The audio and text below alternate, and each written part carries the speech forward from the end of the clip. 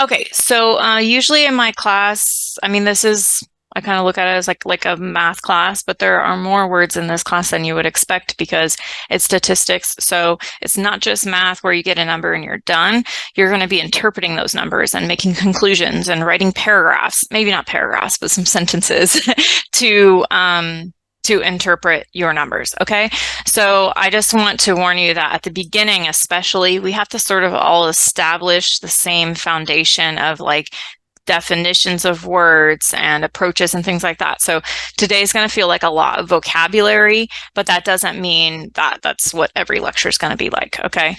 I promise you that. But we're going to start over with like a little bit of an overview of what statistics is, what this class is. Okay. So this is an overview.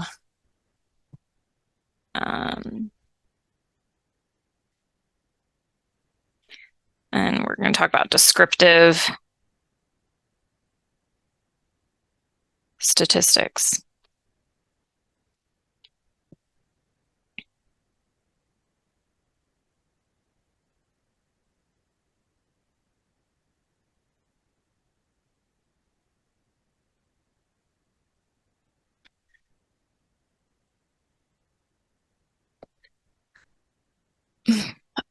Ooh, okay.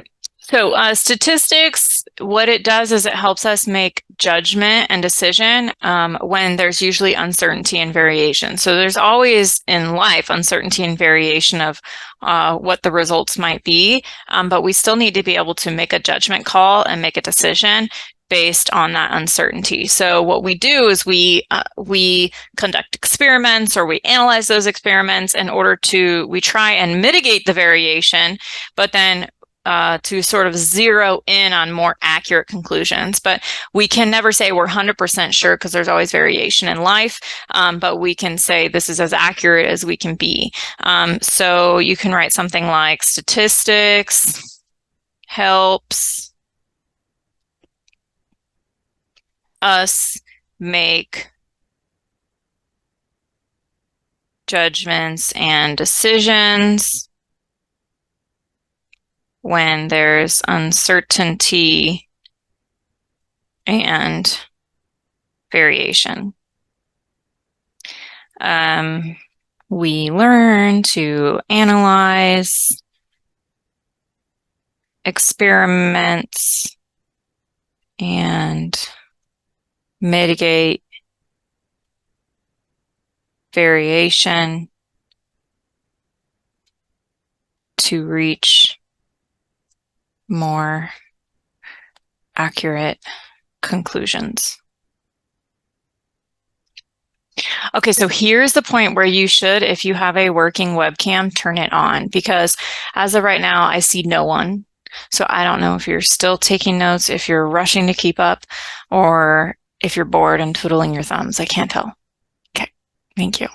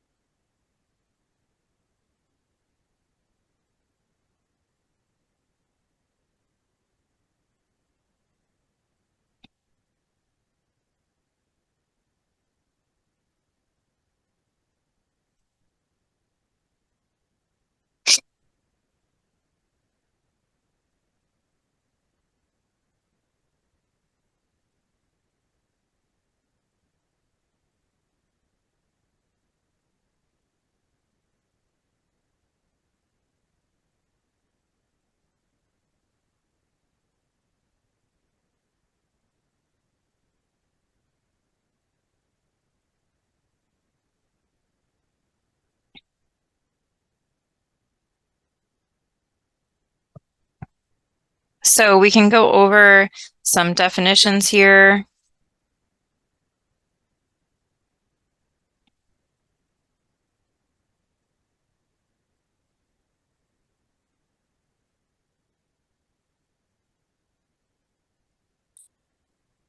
What do you think of when we say the word census?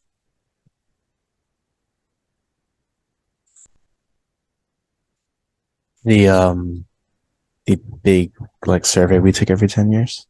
Okay, yeah, the survey we take every 10 years. What kind of survey is that?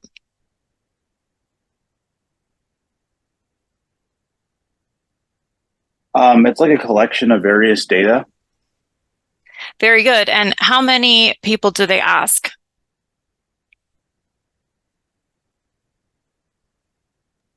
I think they try to ask every American over the age of like 18 for every Yeah. household. Yeah, they try to get everyone. They try and get every household that they have record of to ask, for sure. I'm really wondering why this is like glitching. I hope it doesn't happen every class. So a census, if possible, they're really hard, but if possible, we're trying to gather information from every single person, from all objects or subjects of this population. So census is gathering information from all objects in the population. But of course, that's hard, which is why we only do it every 10 years, honestly, because it just is a lot of work to ask every single human being, right, in the United States. Like, and even when we do, we're still not going to get a 100% response rate. So it's really hard to do, but we try. So that's why in a lot of like experiments that we conduct, we just realize that doing a census is practically impossible to get, or we just don't have enough resources to ask every single person in this population. So sometimes what we'll do is we'll take a sample instead. So what do you think a sample is?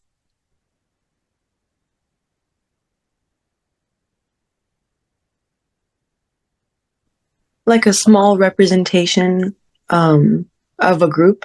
Very good. So instead of asking every single person in the United States, we take like a subset. And we're hoping that the subset is representative. And we'll talk in this class about how to make sure it's representative. Of course, it's not going to be as accurate as if we took the census, but it'll take less resources. Okay, so it is a subset of a population.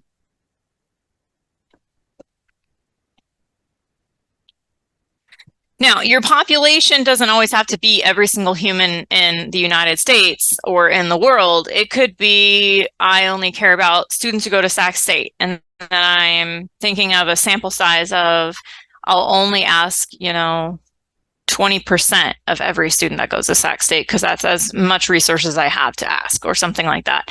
So it really depends on how big your population is to decide if you have enough resources to do an entire census. Now, if I defined my population as this class, it's probably not that hard for me to gather information from every single one of you, right? But if it was, it could still be a subset from this class, hopefully representing this class. So can someone think of an example of what your census would be versus a sample? Like what would a population be versus a subset of that?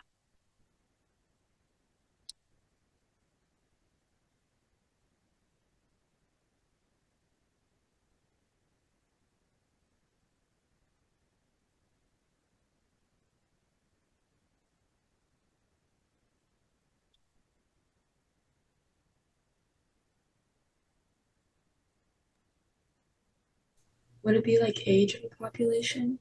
Okay, and what population? Like of people? What people?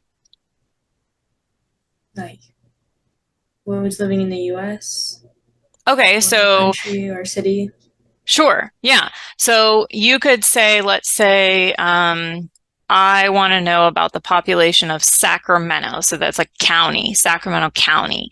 But then you've got subsets of Sacramento. Maybe you pick a few from each city within the county or something like that to come up with a sample. And why is it beneficial to only take a sample instead of a census of a population?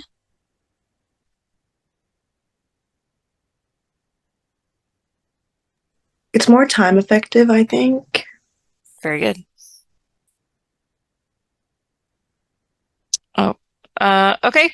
Let's define what we mean by the word variable. So a variable is anything that can differ within a population. It can be categorical or it can be numerical, like Katerina was talking about age, or I could maybe be looking at the major that each student chose at Sac State or something. So it can be categorical or numerical. So it is any sort of characteristic that can differ within a population. And it can be categorical. Whoops.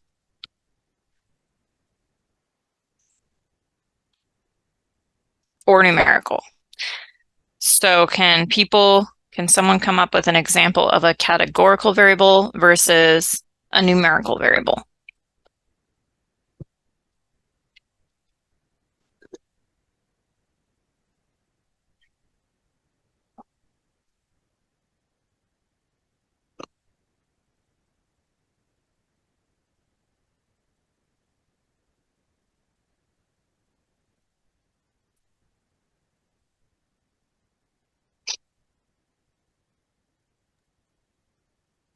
Do you mean like for categorical, like let's say we take a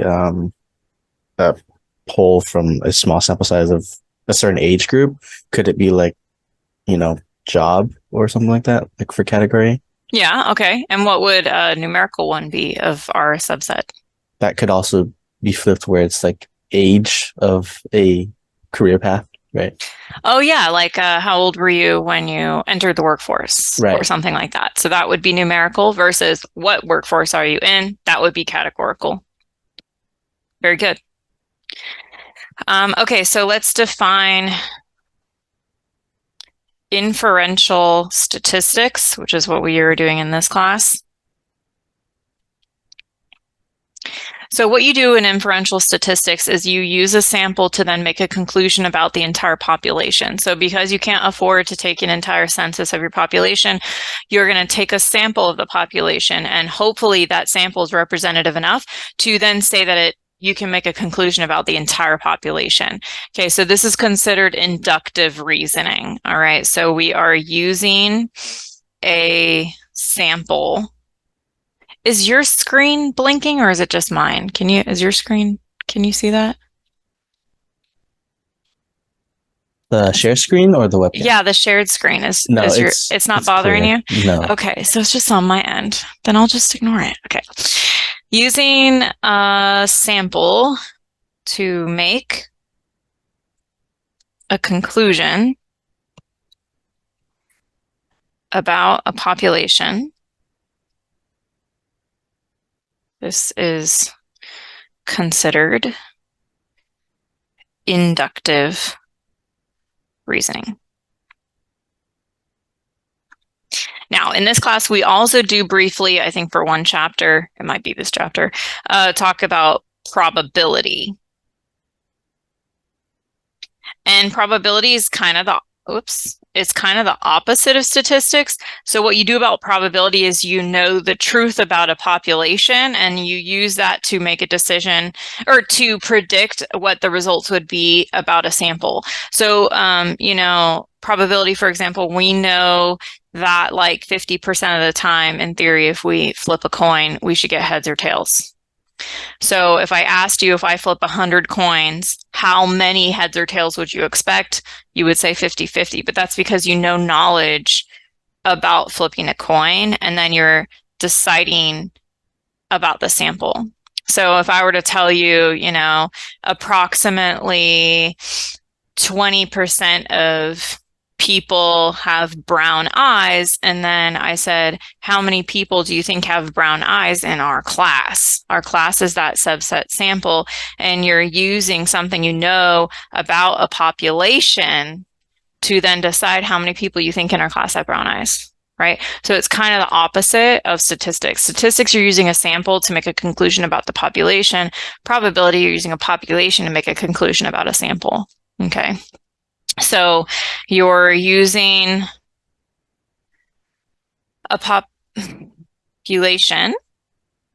to make a conclusion about a sample. And this is considered deductive reasoning.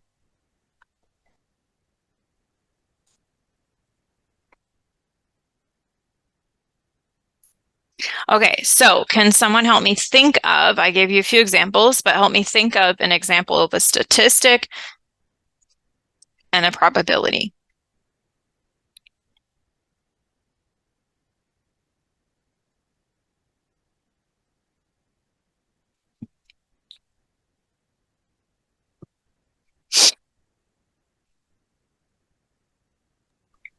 Wouldn't an example of a statistic would be like 4 out of every 20 people are left-handed?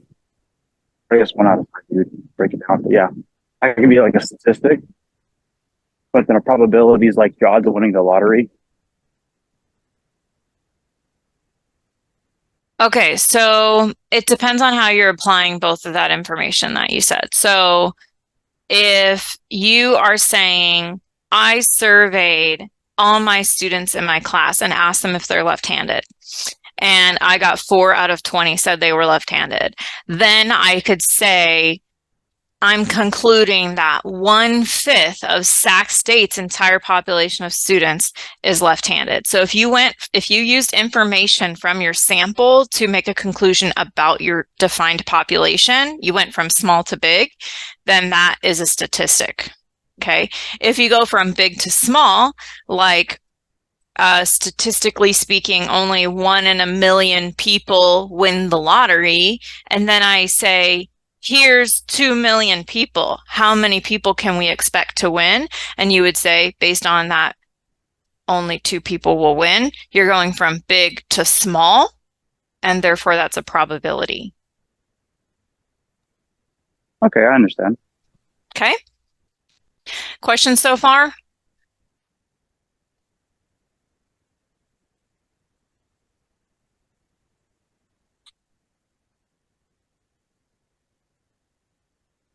Okay, so let's define something called a simple random sample, because if we're going to take samples, we need to try and get them to be as representative as possible if we're going to use them to make conclusions about a population.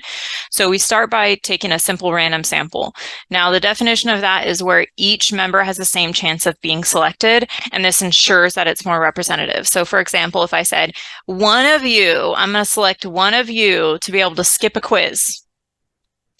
Well, what do you think would be fair? I'd let each person put their name in a hat, and then I'd grab one, and I'd say, Robbie won. And you all would think, well, that's fair because we each put one name in a hat. But what if I was like, Peng gets to put her name in 5 times, and Jackie gets to put her name in only once, and Nick, he doesn't get to put his name in at all. Well, that's not very fair, right? That's not each member has the same chance of getting this prize. Okay. So with a simple random sample, each member has to have the same chance of being selected. And this ensures you have a representative selection.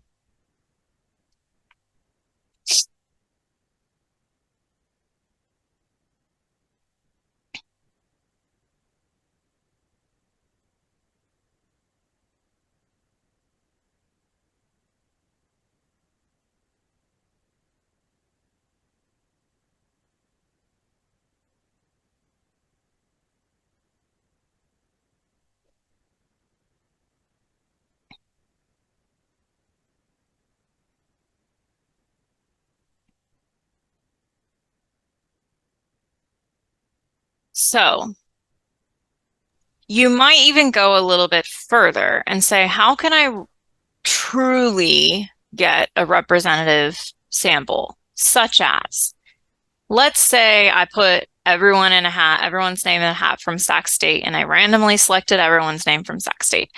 But just by chance, I ended up getting like mostly seniors and no freshmen. If I'm asking a question, do you like campus culture? That might change based on if you're a freshman or a senior, right? And if I want a more even representation of what all of the students at Sac State think, then I might want to what we call stratify my sample. So a stratified sample would be where I say, okay, I'm going to take my subset instead of like all of Sac State. I'm going to separate everyone, freshman, sophomore, junior, senior, and then make sure I randomly select 100 out of each. So at least I know, even though everyone's still randomly selected, I have an even amount of freshman, sophomore, junior, senior. Okay, so you can stratify your population first and then still make sure you're randomly selecting from those stratas. That way it's more representative. So you've got to think, could being a freshman affect my answer versus being a senior? And if the answer is yes, then you might consider stratifying your sample. Okay, so a stratified sample is where your population is separated into groups and then sampled from each.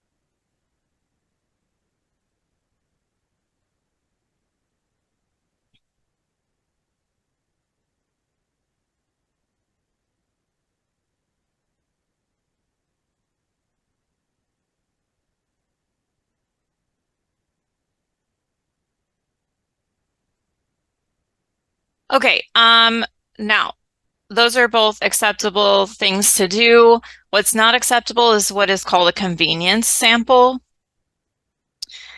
So a convenience sample is, I would say, not strategically thought out.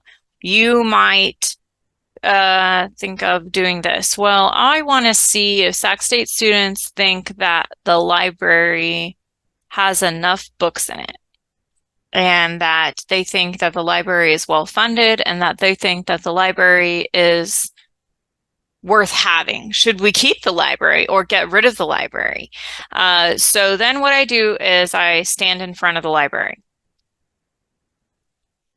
Well, I might get biased results there because people who are showing up to the library probably think the library is useful, right? Or if I want to ask people, do you think bus fares should be less expensive? And then I stand at a bus stop. Well, everyone who uses the bus would love bus fares to be less expensive. So I'm going to get biased results. So you don't want it to be so convenient where you're going to collect your information from like a sub sample of your population that would be biased towards your question. Okay. So you need to not have your sample collecting to be so convenient to you that you might be steering the answers one way or the other. So a convenient sample is where you're not systematically randomizing it. And because of that, I mean, not always, but because of that, your data may not be representative of a population.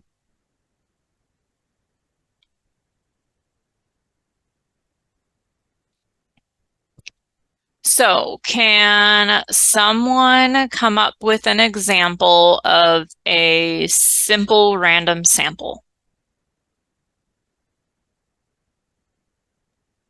Survey is sent out to 10 random people in the mail. Okay.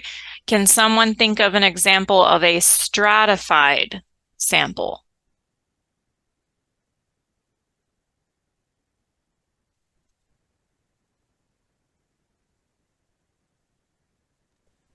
Maybe asking different age groups how, their feelings on a certain government policy.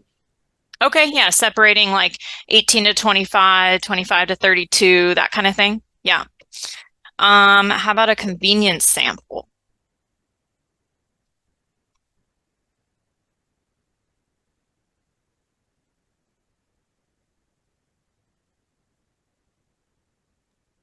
Maybe like taking a survey like only in front of a grocery store Yep. without that grocery store. Yes. Very good. Very good. Okay, questions so far?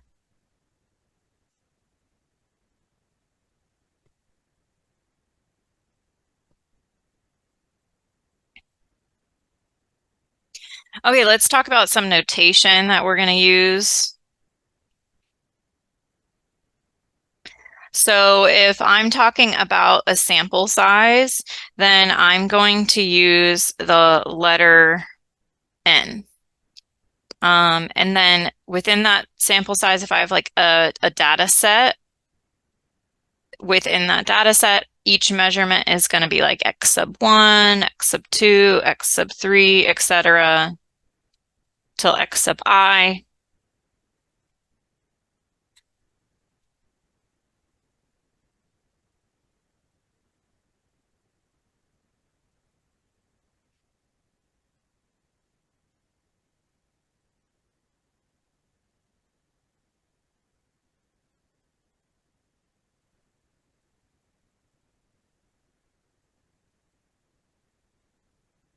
And you'll see how that plays out later. We have more definitions. I promise not every lecture is like this, though.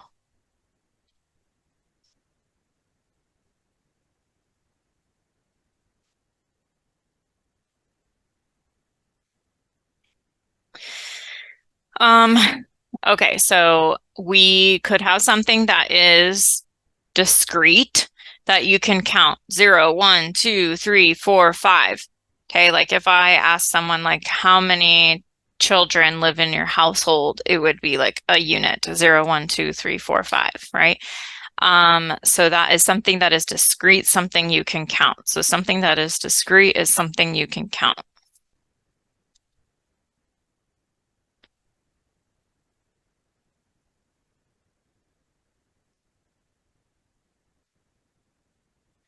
Versus something that is continuous is something you can measure. So if I said, how tall are you?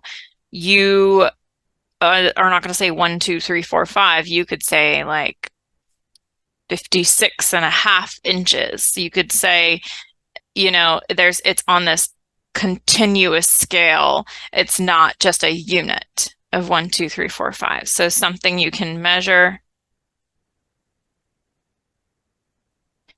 such as you might get like 0.5, or you might get 1.6, or you might get 2.8 or something like that. Okay, so it's not 1, 2, 3, 4. It's anywhere in between. So can you think of an example of a discrete variable versus a continuous variable?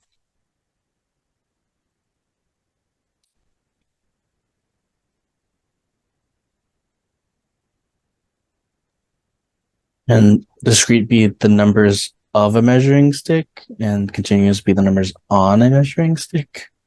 Well, what I mean is, what is like a question you might ask your Oh, I see. sample or something that would be discrete, like the answer would be discrete versus the answer would be continuous.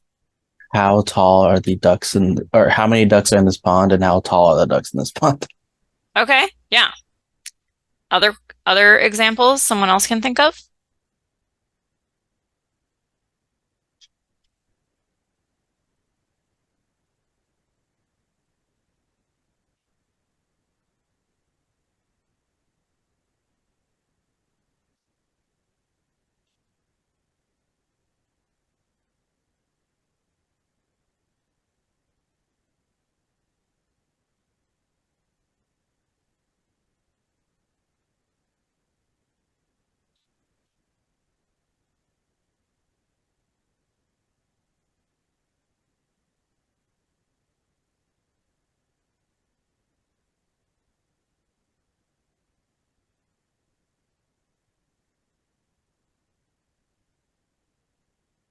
How about how many units are you taking at Sac State? That would be discrete, right? You can't take like 12 and a half units. You would only take 12 or 13 units.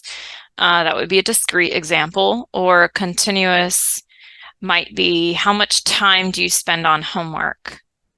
That could be on a like continuous scale, right?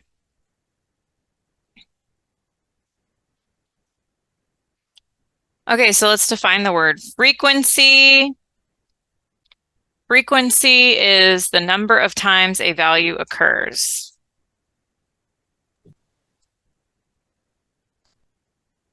So if I say, you know, if I ask a question like, how many of you already bought the book for this class? Okay, and people would raise their hand and tell me if they already bought the book for this class. I would count how many people told me they already bought the book for this class, and that would be the number of times yes appeared, right? Now, the relative frequency would be the percentage of times that appeared. So the percentage of people who told me they did buy the book already. So it's a proportion of times a value occurs. So obviously you would calculate your relative frequency by just taking like a fraction. So your relative frequency would be calculated by taking your frequency or the number of people who told me yes, they had bought the book over the total people I asked. Okay, so the number of total observations. So the rest of you said no. I've got to take the total of everyone I asked.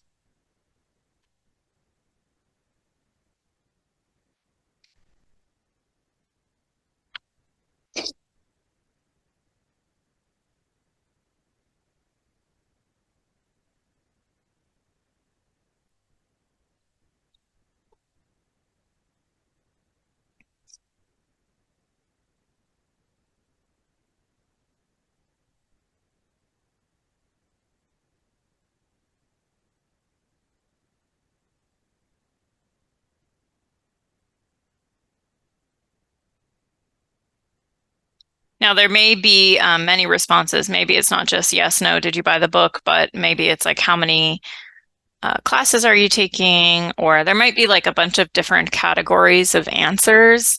How many minutes do you spend on homework? And maybe I would like break up the answers by like this many people told me from 0 to 20 minutes, this many people told me from 20 to 60 minutes, and this many people told me from 60 to 80 minutes or whatever. Like I might want to like create categories of the answers that I get. And so then I would want to like organize it in some sort of table. So that table would be called a frequency distribution because it would show like the distribution of my answers. So it's a frequency distribution, which is just simply a table of the answers that I get. So it's a table of these values.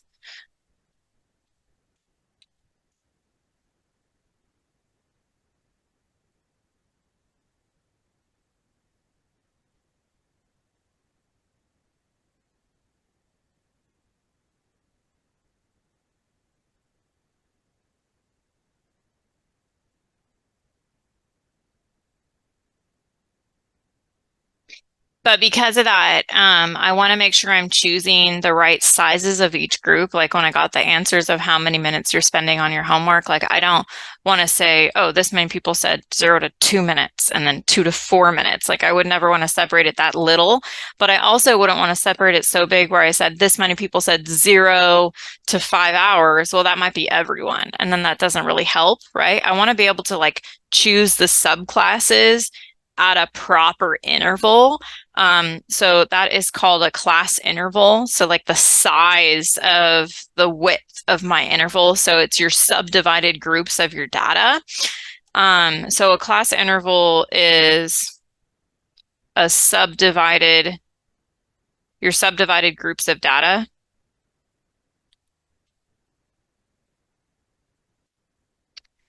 And in this class, you should be probably between 5 to 20, and I'll tell you how to really kind of calculate a rough amount, but in a second. But you can just note that there should be between 5 and 20 classes. Because if you had less than 5 categories, then it's like too zoomed out. And if you had more than 20 categories, it's too zoomed in, almost like you can't like make sense of either one of those organizations of your data. So to really decide the number of classes you should use,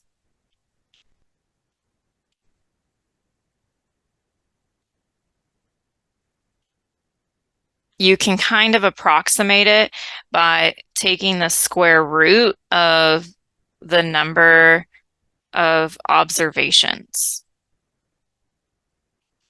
So what I mean by that is if I asked 100 people, then I would have about 10 classes, 10 subcategories.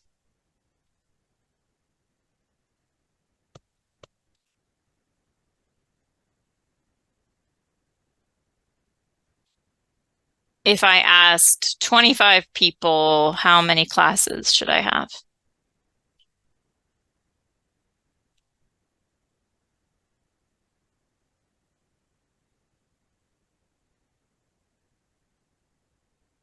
Yeah.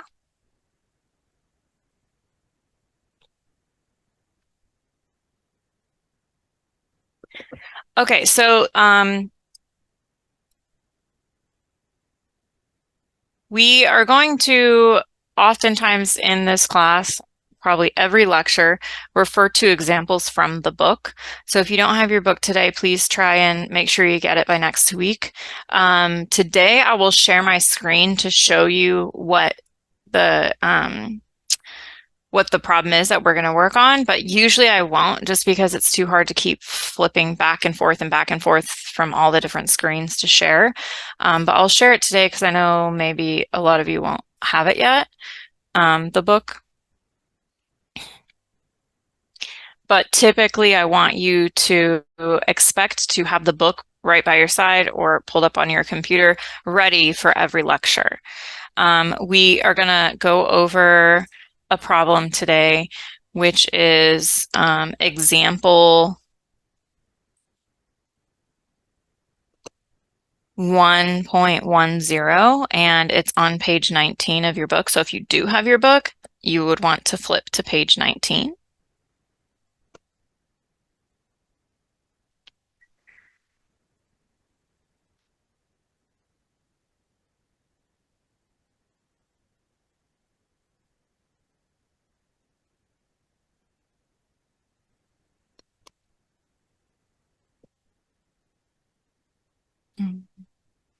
So go ahead and grab your book.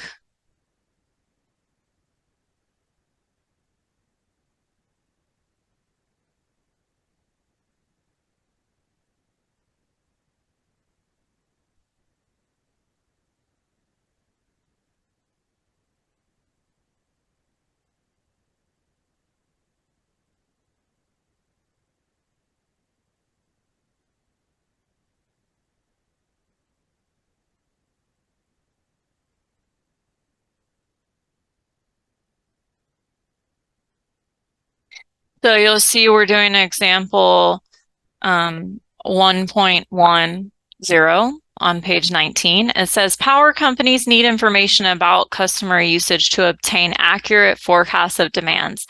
Investigators from Wisconsin Power and Light determined energy consumption in BTUs during a particular period of a sample of 90 gas-heated homes. An adjusted consumption value was calculated as follows. This resulted in the accompanying data, which we have ordered from smallest to largest. Very kind of them. These are all the results that they got. Okay, so these are all the numbers. This is your raw data. Okay, so if you don't have your book yet, maybe take a screenshot of this so that I can switch back to my notes. We just really need the raw data and I can show you everything else, or copy paste it into a Word document or something. I'll give you a moment to do that. so that you can refer to it.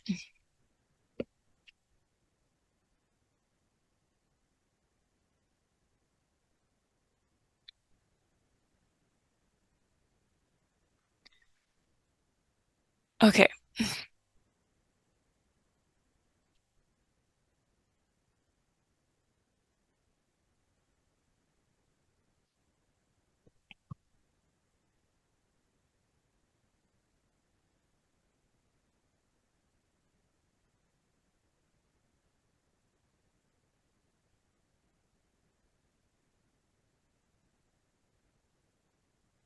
So first of all, they surveyed 90 people or households or whatever. So how many classes should we get?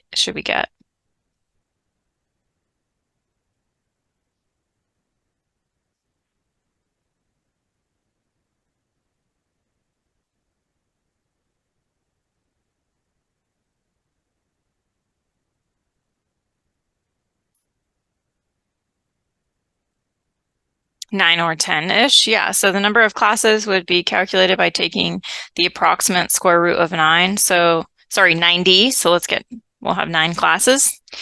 And then let's start by organizing our data. So we will have our class and we will have the frequency within each class. And then we will have the relative frequency of each class.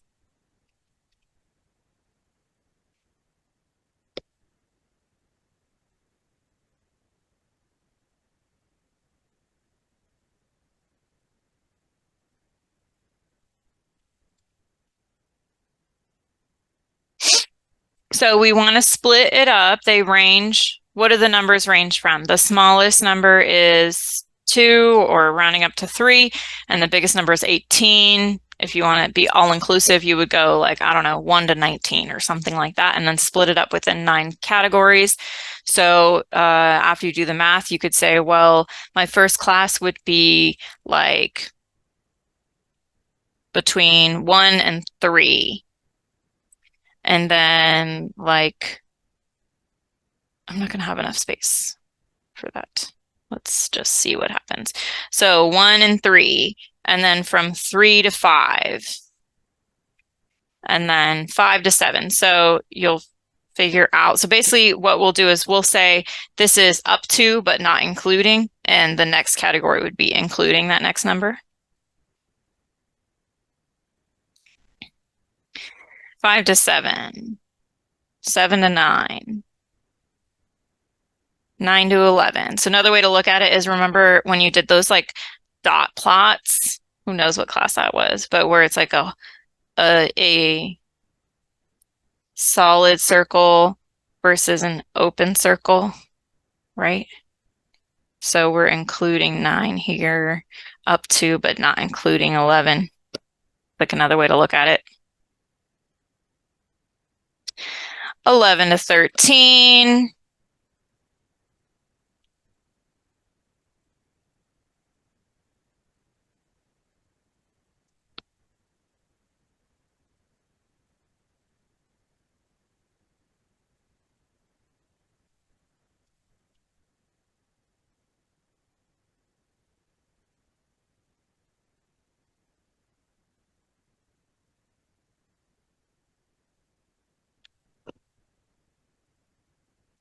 13 to 15, 15 to 17, 17 to 19. So that would include all the categories, or sorry, all the answers basically split up in proper amount of classes. And so let's just fill this out. So literally frequency represents like the number of times you see that answer. So looking at the data from the book, how many times did you get a measurement between 1 and 3? How many answers were between 1 and 3 BTUs?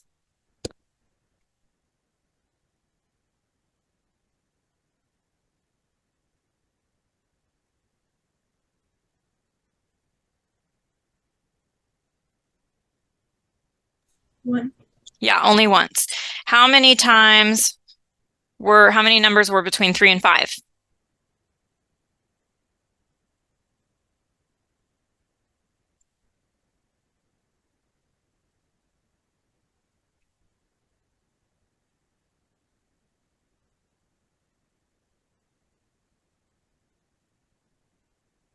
Only one. How many numbers were between 5 and 7? 11 of them. Between 7 and 9? 21. Between 9 and 11? See, it's nice they ordered it for you, right? Otherwise, you would have had to do that. Between 11 and 13? Between 13 and 15? Between 15 and 17? And between 17 and 19?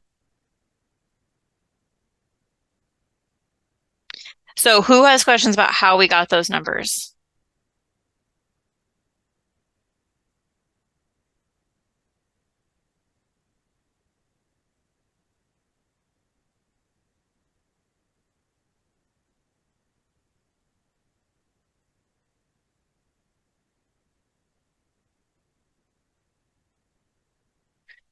Okay, so we looked at the group of data, the 90 numbers they gave us, and we physically counted 1, 2, 3, 4, 5, 6, 7, how many fit within each of those categories. And now let's figure out what percentage of the whole did they fit. So for example, 1 out of the total 90, what decimal is that?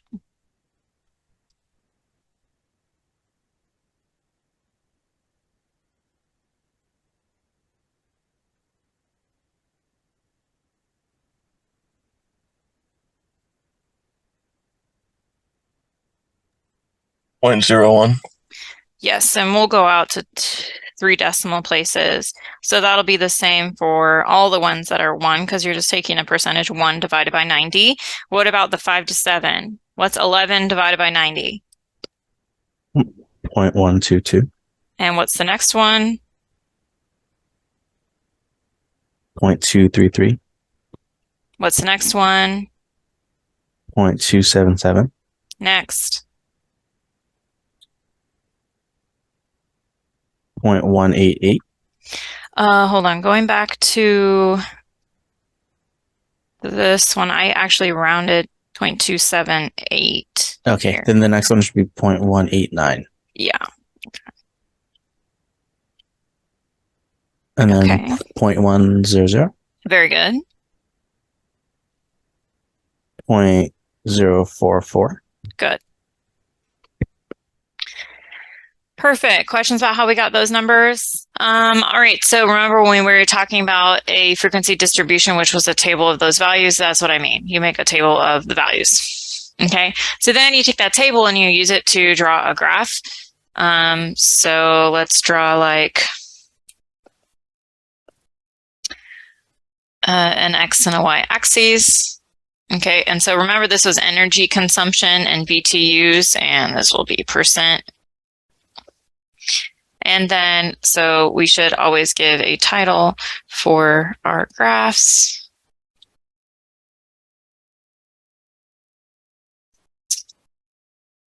All right.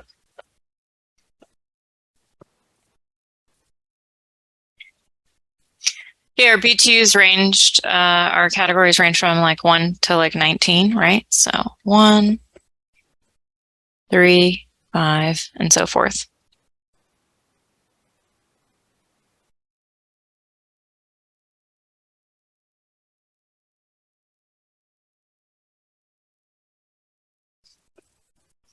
Our highest percent is like close to 30%. So you don't need to go up to 100. You just go up to the highest number.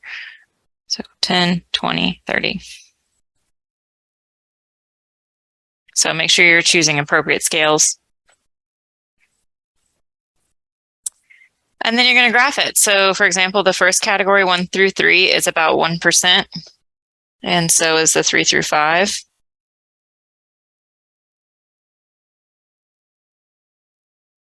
The next category 5 through 7 is about 12%.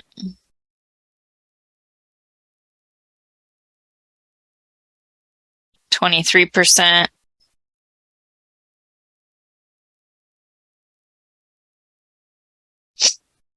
28%,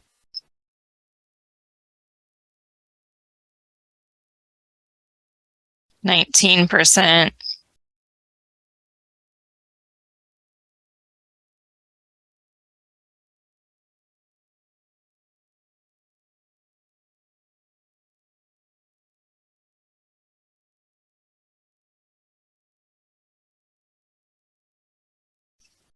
10%,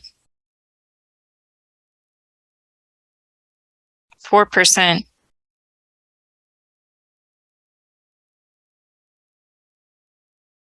and 1%. Oops.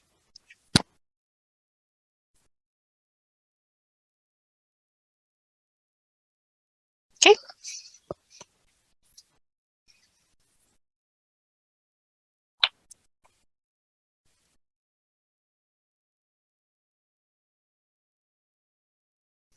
So a few notes about when you draw these histograms.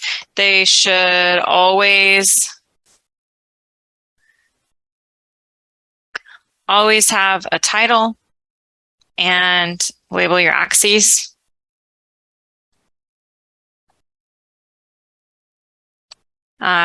This is very important that each bar touches. Okay, so each bar touches, don't have any gaps between the bars. I'll explain this more to you later, but essentially you'll see that it shows the shape of your data. Helps you visualize. Make sure you are choosing appropriate scales on your axes.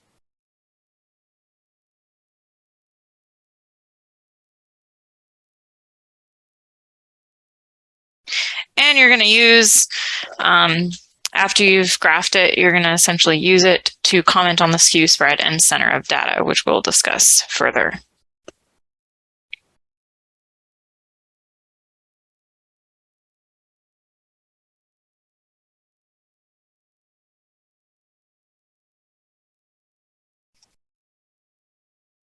Okay.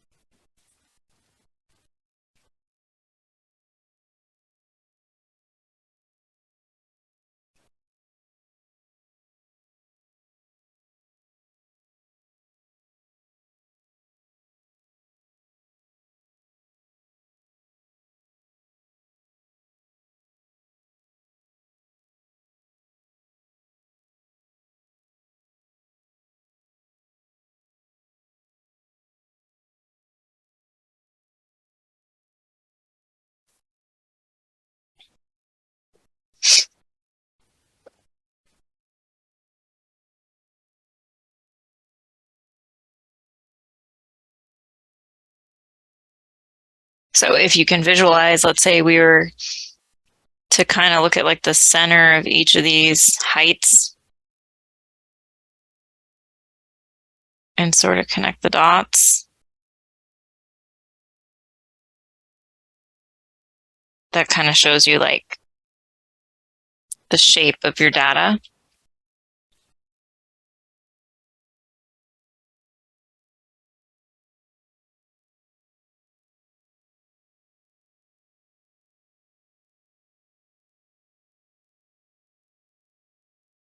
So your data could be symmetric.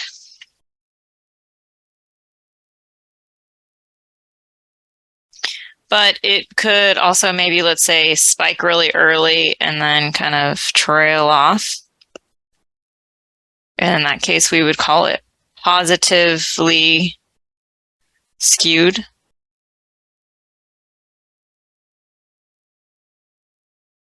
Or vice versa, it has like a long tail here and then it spikes later. Negatively skewed.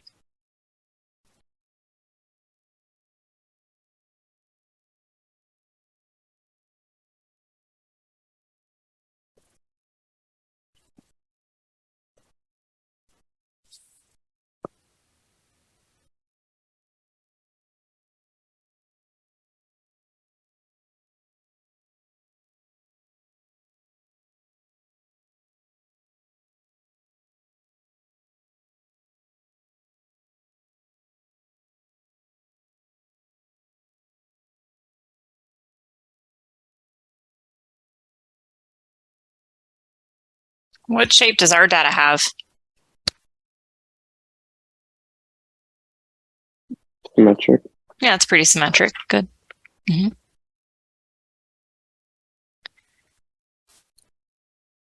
Okay, let's talk about measures of center.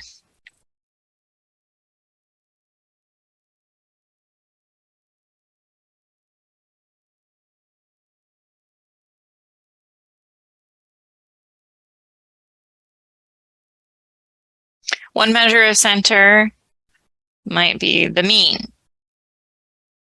What's the mean?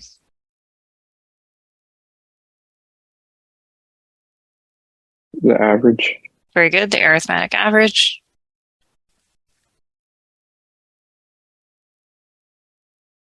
And if your fourth grade nephew asked you, how do you calculate the average, what would you say?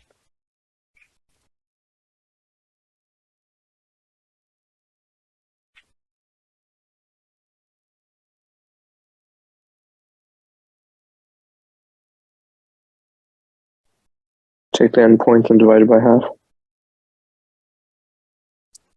Take the endpoints and divide it by half. No. Oh, Add the total value and then divide it by the number of the people. Right. Yeah. Add them all up Data number. and divide by the number of numbers. So X bar, you add up all the numbers, starting with the first number, going to the last number, divided by the number of numbers. And make sure that you report this with one more decimal place than your measurements.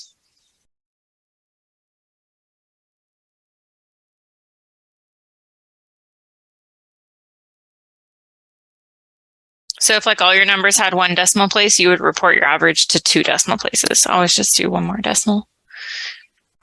Now, remember we were deciphering between our sample and our population. Huge difference, right? You can have like the population of the United States and then your sample size, or population of Sac State and then your sample size. So you have to be very clear about which mean you're talking about when you're like, the mean is, do you mean the mean of your sample or the mean of the entire population? Okay, so you need to be very clear. So if you're going to talk about the sample mean, then that is going to be your X bar. But if you're talking about the population mean, then we use the Greek letter mu.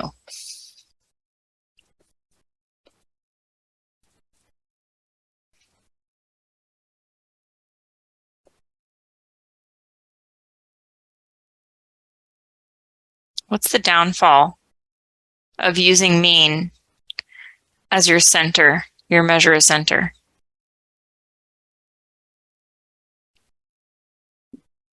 Outliers can make the data not as accurate. Very good. Yes. So if the data is skewed, etc., it can be affected by outliers. Yep. So the mean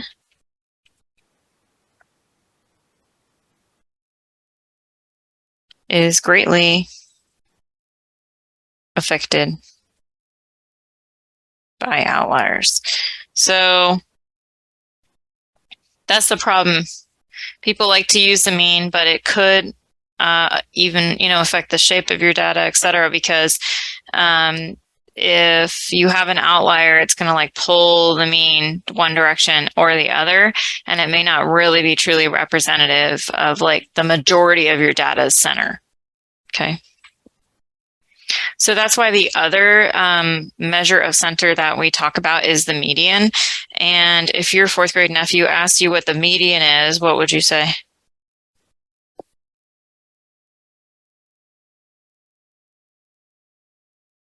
The number in the middle. Yeah, it's the number in the middle. So you've got to order them up, right, from smallest to largest, and then the middle number is the median.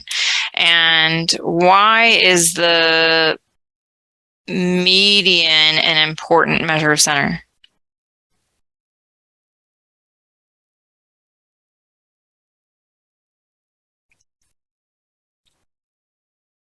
It's not affected by outliers. Very good.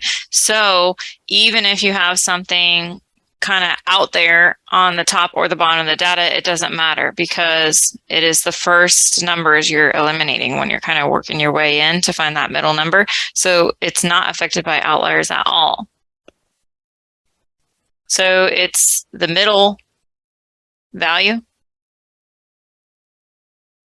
when observations are ordered small to large.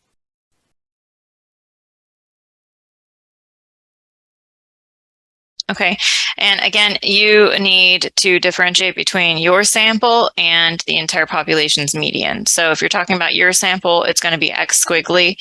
And if you're talking about the entire population's sample, or sorry, the entire population's median, then it's going to be mu squiggly.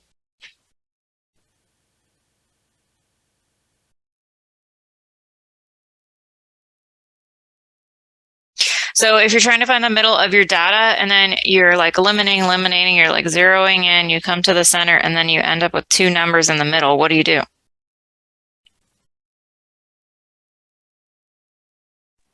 Add them up. You take the average. So add them up, divide by 2, and that is how you will find the median. So make a note that if your data set is even, that's what will happen. You'll have to do that. So you will have to take the average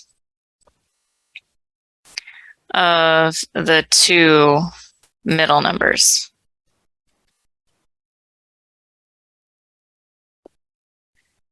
Okay, and like we said, the median is important because it is insensitive to outliers. The median is insensitive to outliers.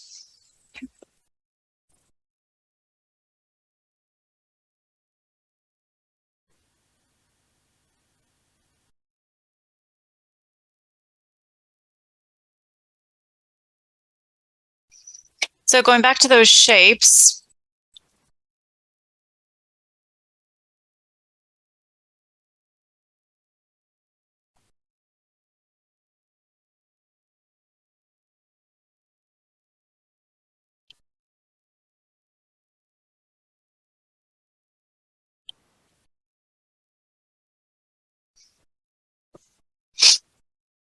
when it's symmetric, your mean and your median are in the same place. They're like right in the middle. But when it's positively skewed, your median doesn't move, but your mean gets pulled over to the right because of the extra data on the right-hand side. And then vice versa, when it's negatively skewed, again, your median is unaffected, but your mean got pulled over to the left. So that is kind of why they're called positively and negatively skewed, because we're talking about where the mean was pulled. The mean is pulled either to the right or to the left. So mean pulled to right due to outliers. Mean pulled to left.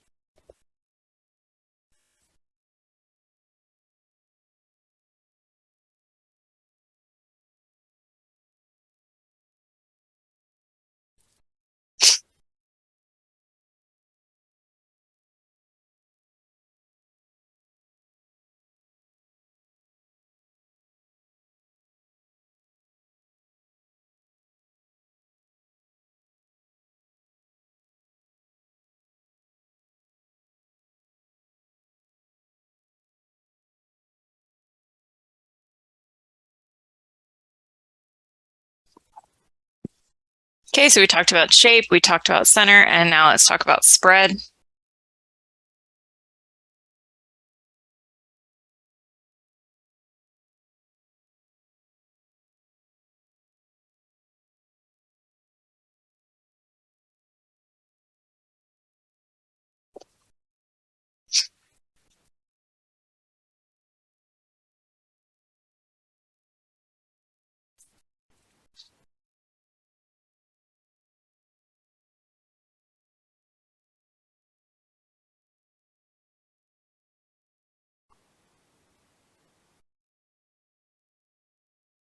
What does the word range mean to you?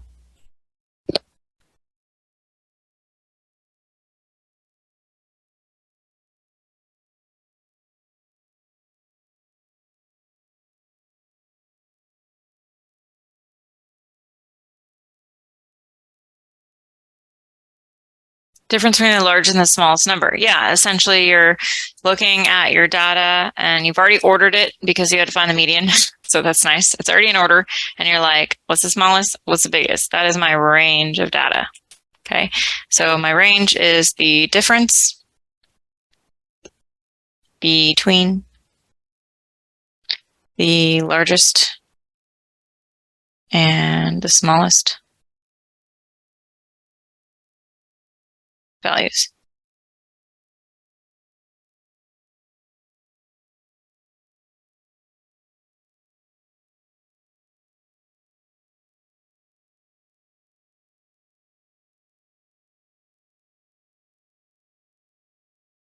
Now, the other measure of spread that we have is something called variance. Now, variance is a measure of the deviations from the mean. So how far away is each measurement from the mean that you calculated? So you calculate this center, this measure of center, and then like, is all your data clumped together around the mean, or is it all like really spread out far away from the mean? You could have two data sets that are much, much different that have the same exact mean, right? They could be all really close together next to the mean, or they could be very, very spread out and still have the same mean. So it is a measure of deviations from the mean.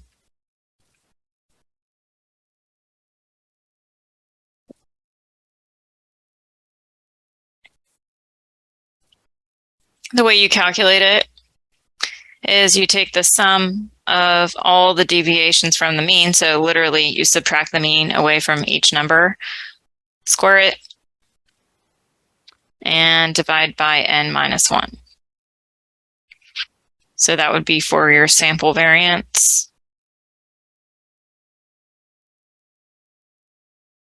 And then for the population variance, it would be sigma squared. It's pretty much the same thing, except it's big N and it's not minus 1.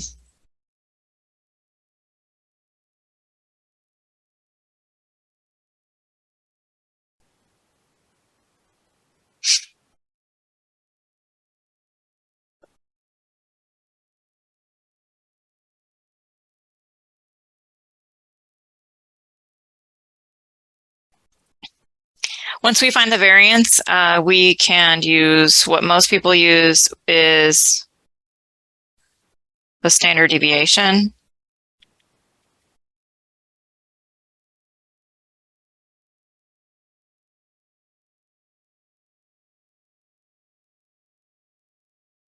Which is a typical or representative plus or minus difference, so to the right or to the left from the mean. So all you do there is you simply take the square root of the variance.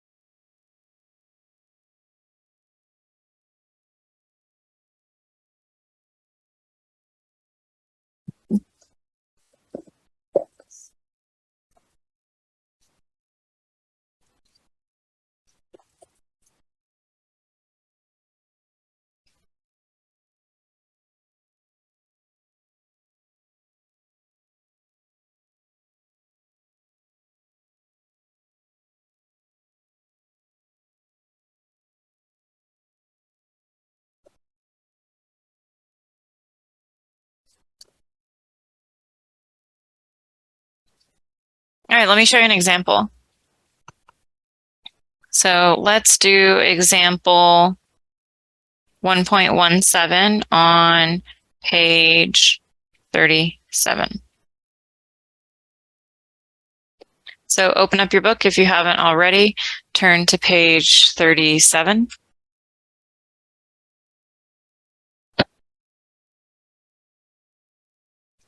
Example 1.17 is towards the bottom. I know a lot of you may not still have the book, so I will show you the example today in class in lecture, but just realize that like moving on from, let's say, starting next week, I won't. I will assume you have your book with you and that you can reference it yourself.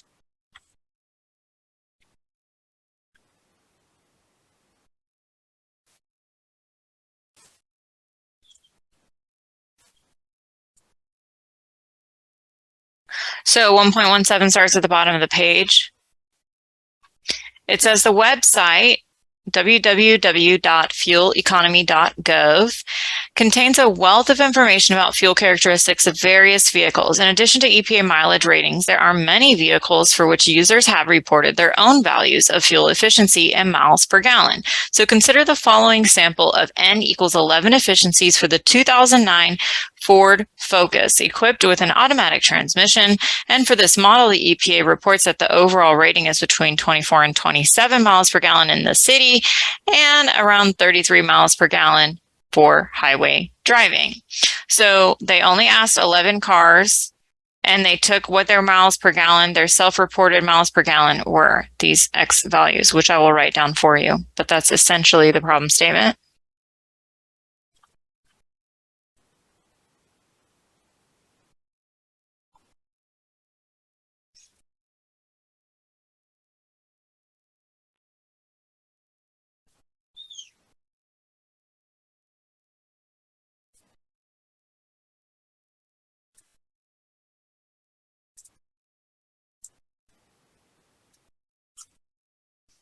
So let's make a table, and we will first start by just writing what all of those self-reported miles per gallons were. So the first person said that they had 27.3 and then 27.9, 32.9, 35.2, 44.9, 39.9, 30, 29.7, 28.5,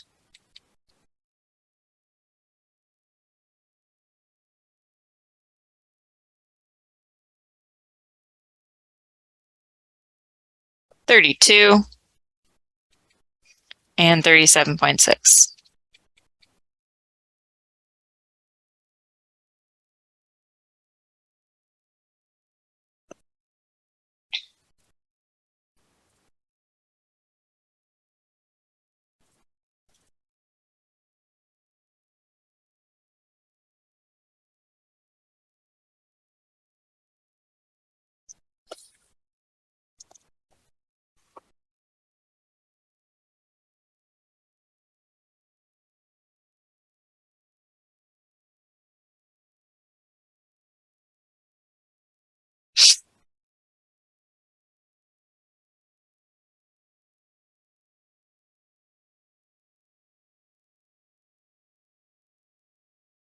How do we know? I'll ask that in a second. My first question I'm going to ask is, what is little n?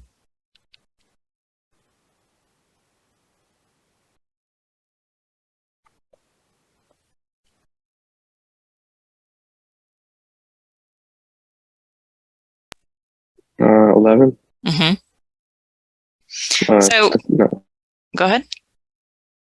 it's the number of cars.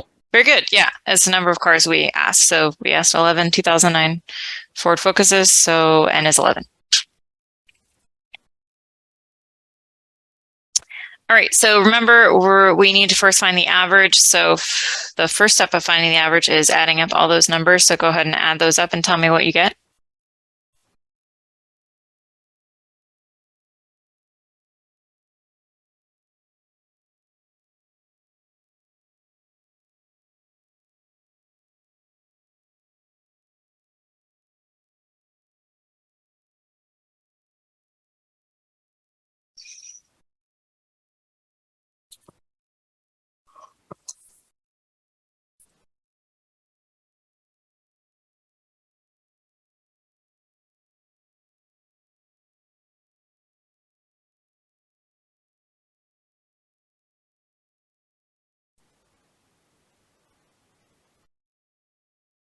365.9. Yes. Will we be doing this often? What do you mean by this? Do you mean examples in class where you pull out your calculator? Yes. Do you mean calculating the variance? Oh, I mean in this chapter. Okay, so yeah, you get 365.9. All right, so remember the average is calculated by the sum of all those numbers and then dividing it by n. So what do you get?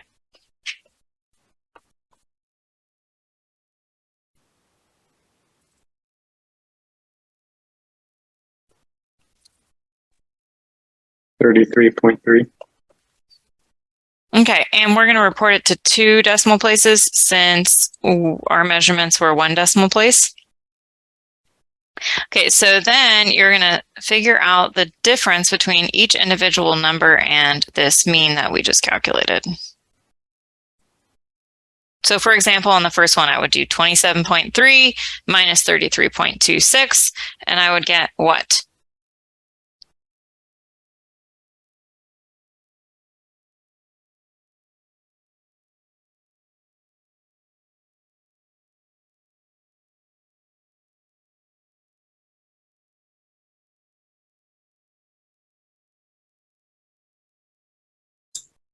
I got negative 5.96. Perfect. How about the next one?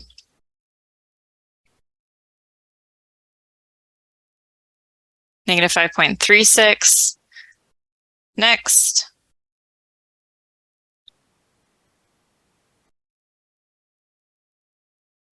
Negative 0.36. Next.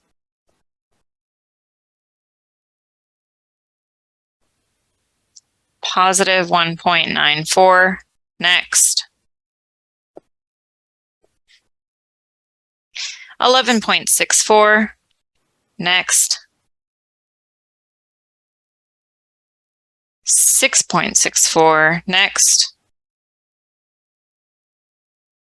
Negative 3.26. Next. Negative 3.56. Next. Negative 4.76. Next. Negative 1.26. And lastly, positive 4.34. Now, what do these numbers represent?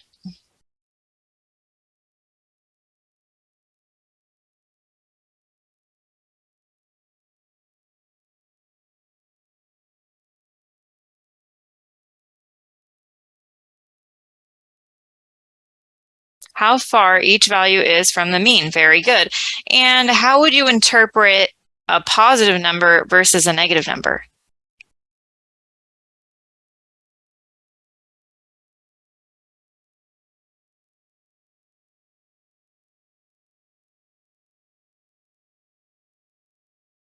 Where it would be on the graph, so it would be left from the mean.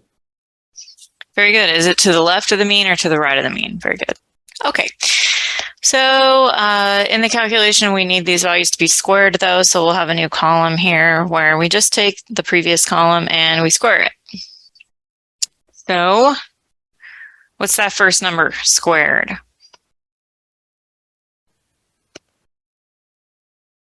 $35.522. Very good. Each time I'm going to put one more decimal place just to prevent, like just to mitigate against rounding errors. Okay, next. 28.730. Oh, okay.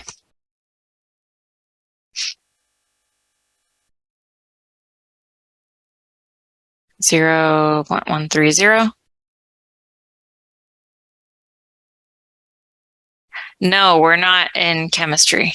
That's all I'm going to say to you about sig figs.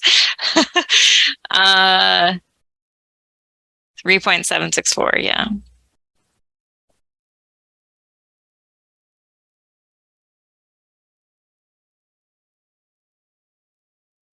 But I will say, if you need help with sig figs in your chemistry class, come to my office hours. I can help you. Next,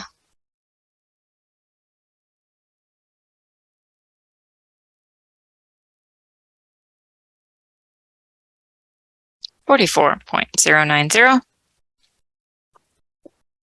Keep going. 10.628. 12.674.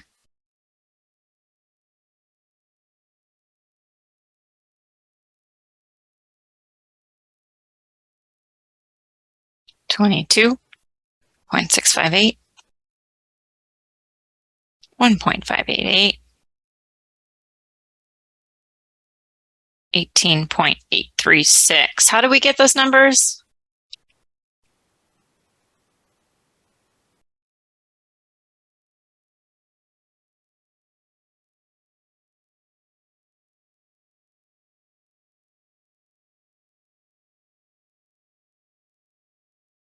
Scoring the previous column, very good. Again, each step, carry out one more decimal place to mitigate against rounding errors. So we are going to add all of that stuff up. What do you get?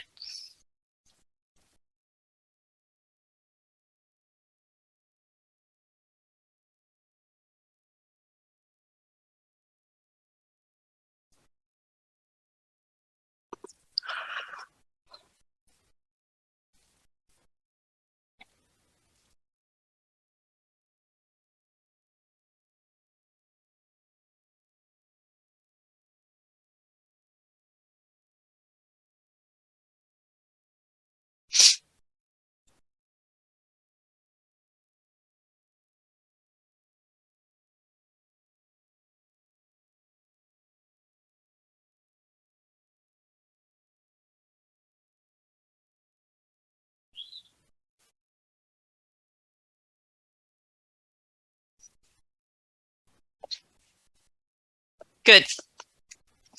314.110. And the reason we are doing that is because we know that little s is the sum of the differences between the means squared divided by little n minus 1. So we have that numerator.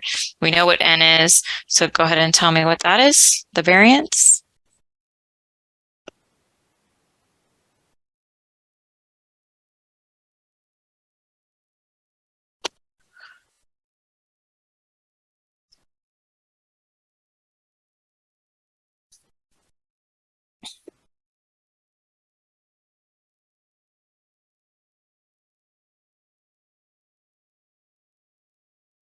Very good, because it's 10, right? So you're just moving the decimal place, 31.41. All right, then we take, for little s, we just take the square root of s squared. So what do you get?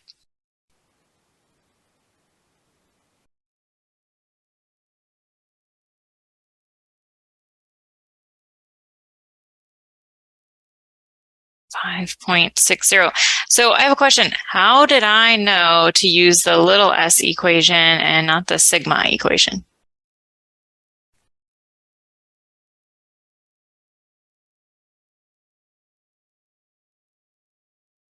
This was just a sample, not a population.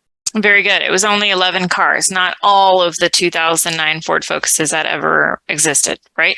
So we were using our sample, therefore we use a sample variance and sample standard deviation. All right, and then because this is statistics and it's not just simply math, once you get a number, you need to interpret it and tell your reader what it means. So if only technology would not fail me. You would write something such as, therefore, the average fuel efficiency of a 2009 Ford Focus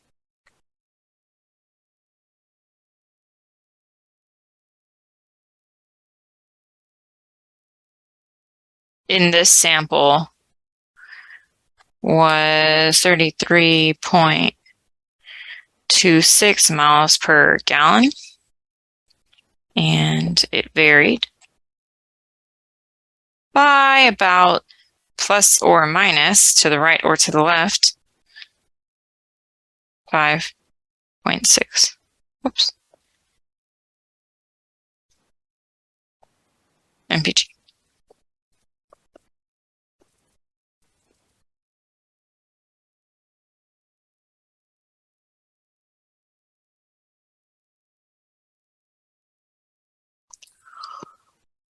Questions?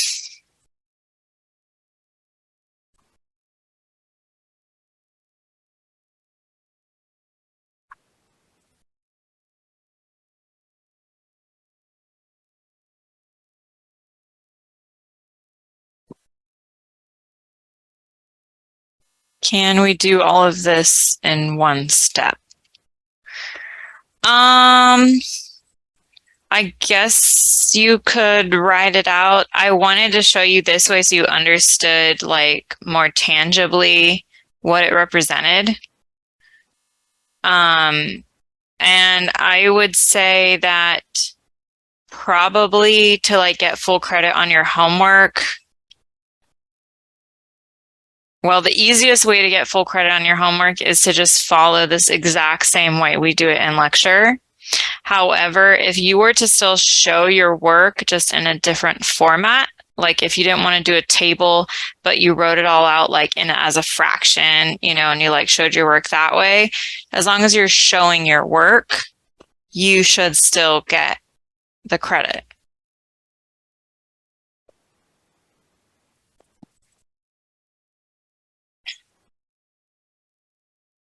Other questions?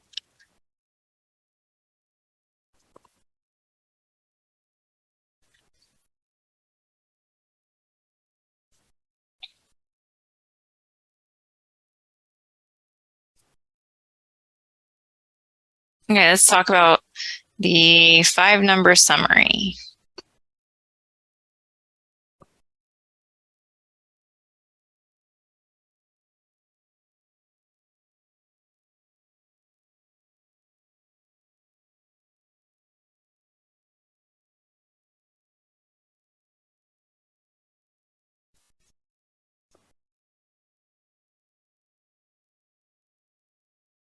The 5-number summary helps you visualize your data as well. So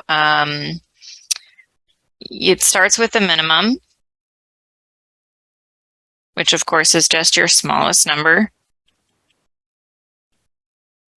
And then you've got a quartile 1, which I'll explain in a second.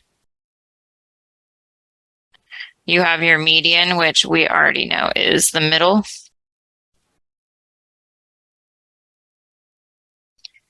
You have your, let's see if I can fit this all in one line. Let's see.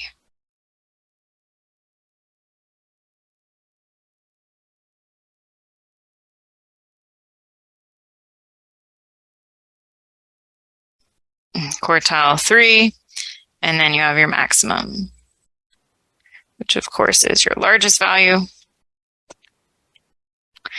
Okay, so let's say you had all these numbers, you put them all in order, so it's obvious that the smallest number is your minimum, the largest number is your maximum, and then you go like this and you're like, okay, the middle is the median.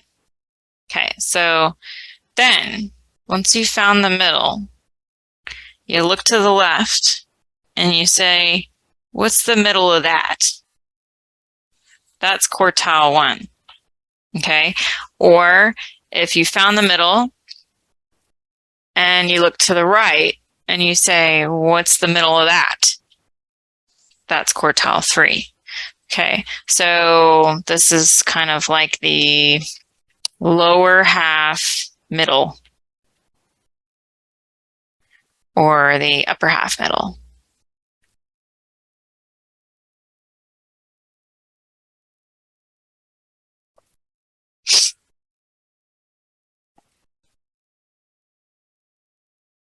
Now, I will say the book talks about fourths. He talks about upper fourth and lower fourth, which are very similar to quartiles, but not exactly the same. And I will tell you that even though he makes the case for fourths being slightly more accurate or whatever, quartiles are more commonly used. So we will be discussing quartiles in this class, but just so you don't get confused, they're similar, but not exactly the same. They could be exactly the same depending on your data set. That's all I'll say. So let's do an example. I'll show you how this 5-number summary helps us. So let's do an example. Example 1.19 on page 41.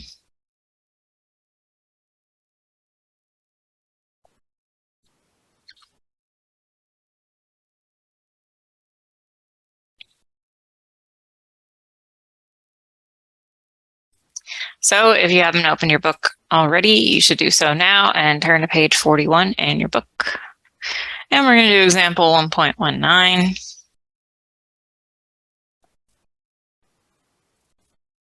Again, today will be the only day that I will actually share the book with you. I'm expecting you to have the book alongside during lecture.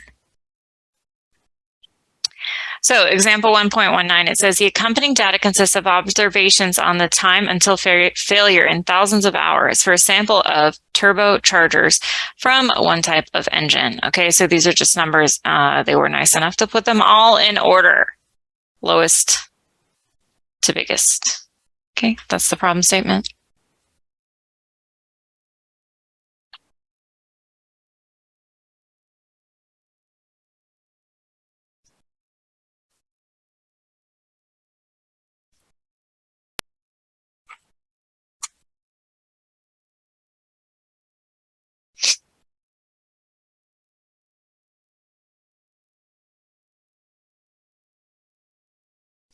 Okay, so let's talk about how to find the 5-number summary from that data. You can, of course, do it by hand, right? So the smallest is the minimum, the largest is the maximum, the middle is the median, the middle of the bottom half is quartile 1, and the middle of the top half is quartile 3. So I encourage you to maybe try to do that by hand. But there is also a way to do it in your calculator if you have the TI-36X Pro. I don't know if your other calculators do it. They may or may not, but I know that my calculator does it. So I will show you how to do that to maybe just double check, right? Now, the downside of using a calculator is if you accidentally punch a number in incorrectly, just one, then all your answers are wrong, right? So just keep that in mind. Calculator is a tool, but it might be best to like use it as a double checking, like do it by hand and then double check your work or something. Because if you type it in wrong, I mean, how would you even know that you made a mistake, right? Because you're not doing any of it by hand. So there's my caveat. But if you have the TI-36X Pro, then these are the buttons you're going to push. And I encourage you to try it now in class if you do have that calculator. So you would push the button Data, which is right here. Okay, push the button Data. And it's going to have like a list format, so you can enter in all the data into L1. So we'll just put enter L1.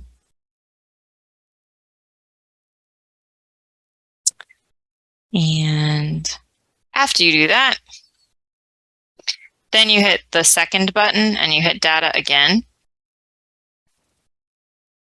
And then it'll say, well, what do you want to do? And you will say, I want to do one variable statistics. And after you do that, then you scroll down and it'll give you all the 5 numbers that you need. So try it now. If you don't have this calculator, you can try it by hand. And let me know what you get for your 5-number summary.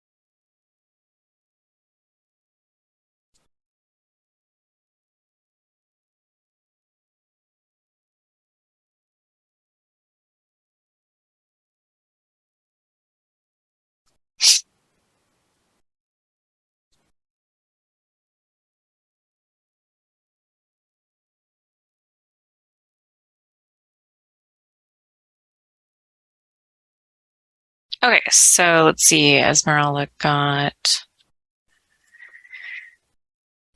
1.6. That is the smallest number. If I were doing this by hand, I would like to do smallest and then largest. I would say, okay, largest number is 9 because I already put it in order. Then I would go like this and work my way into the middle, and my median would be 6.5. This is how I do it. And then I would look to the left and I would find the middle of that, and I would get 5.05. And I would look to the right and find the middle of that, and I would get 7.85.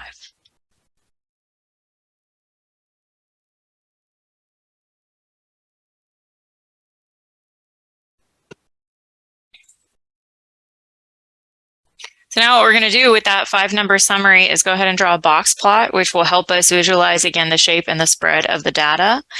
So draw a box plot.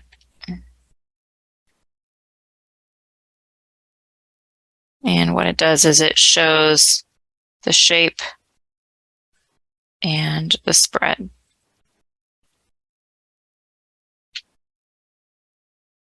So the way you draw that box plot is you kind of set up a number line, kind of look at your range of numbers. Like 1 to 9.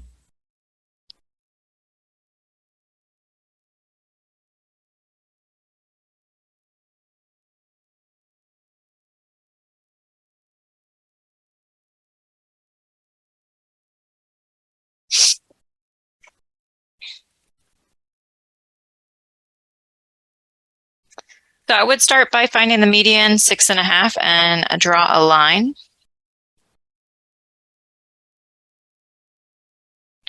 Then I would find quartile 1 at 5.05. Oh, 5 point, not 5.5, 5.05.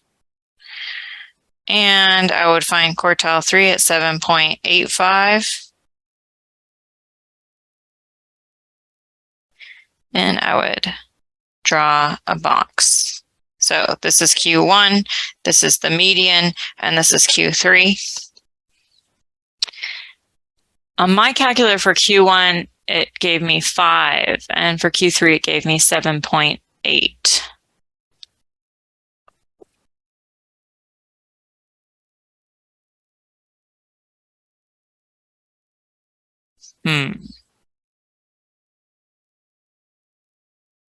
Did that happen for other people too?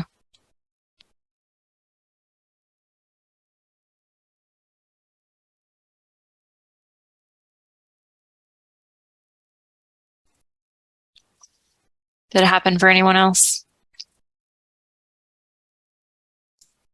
I got the 5.05 and the 7.85, the quartiles. Okay, when you did it on your calculator? Yeah. Okay, and if you do it by hand, I'm looking at it and it looks like the reason we get 5.05 is because you're taking the average between 5 and 5.1. And then the reason we get 7.85 is you're taking the average between 7.8 and 7.9, because those are the two numbers there. So Christina, it's possible that you just accidentally entered in something wrong, which I know feels dreadful and hard to find exactly where that mistake was.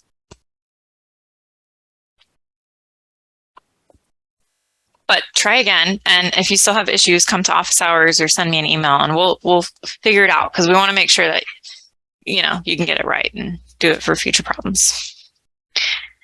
Okay, so the minimum is 1.6, so you're going to put a dot kind of where the minimum is, and the maximum is 9. And then you connect the dots to the box.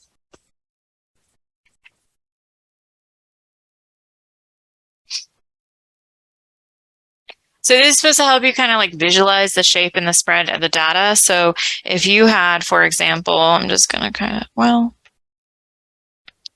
a new one.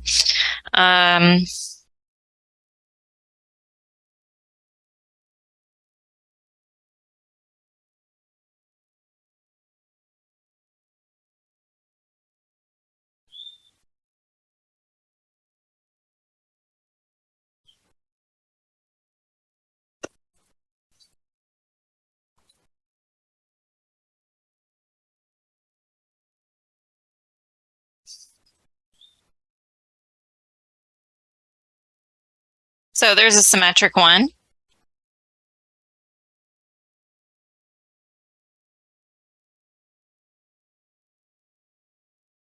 Let's not have these connect.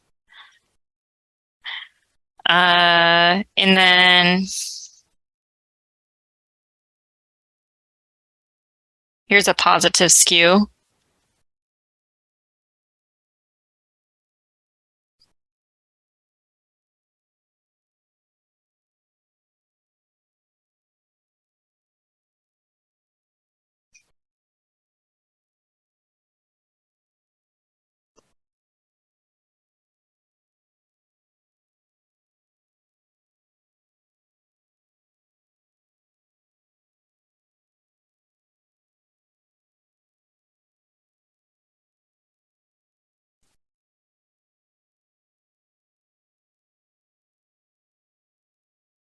Wait, is that how you spell negative? Yeah. Here's a negative skew.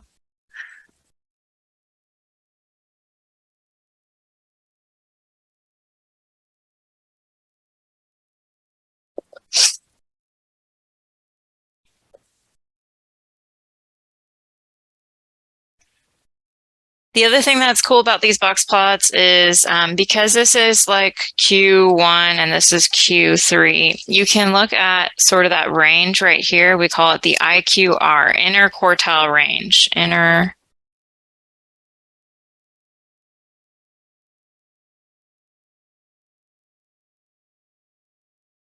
And the interquartile range is helpful because you can use it to determine whether or not you have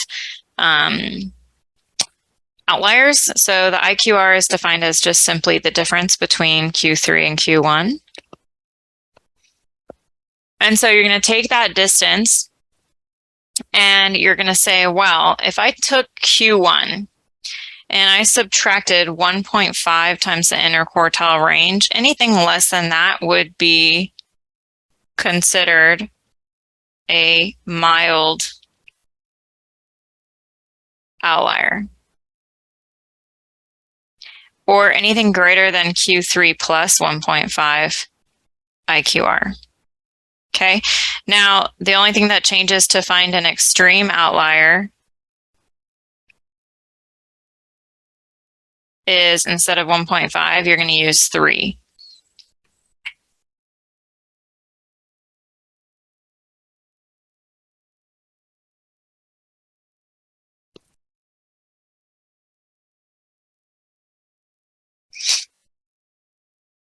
So when you draw it,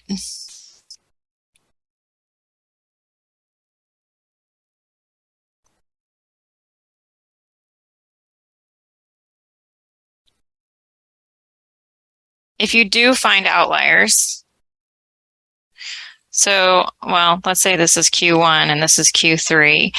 And so you find that IQR times 1.5 and you subtract it.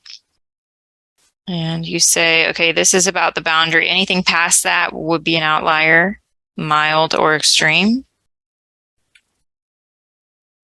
You don't really have to draw these fences, but I'm just trying to show you visually. So like you consider these like sort of boundaries. And so any number in your data set that's like past those boundaries, you actually would not connect to the box plot. You would like draw a dot, or it doesn't matter. You could do like an asterisk. Whoops, sorry. Don't do that one. That's inside the fence. So it's got to be past the barriers. So you can use asterisks, you can put dots, it doesn't really matter, but don't connect it to the box. So you're only going to extend these lines to the smallest and largest numbers that are still inside the fences. Okay, so it's not going to be connected to the minimum if your minimum is an outlier, right? It'll only be connected to the smallest number that's not an outlier. So connect it to the smallest that is not an outlier. Or over here, the largest that's not an outlier. So you have to check for outliers first before you draw it so that you make sure you're connecting it to the right number. So the largest that is not outlier.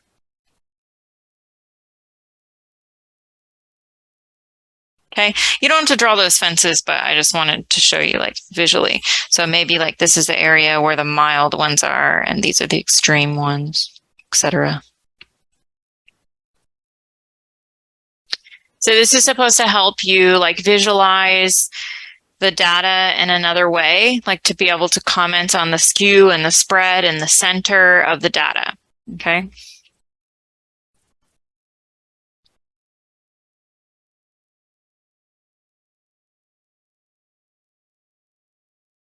So in this class, yeah, go ahead.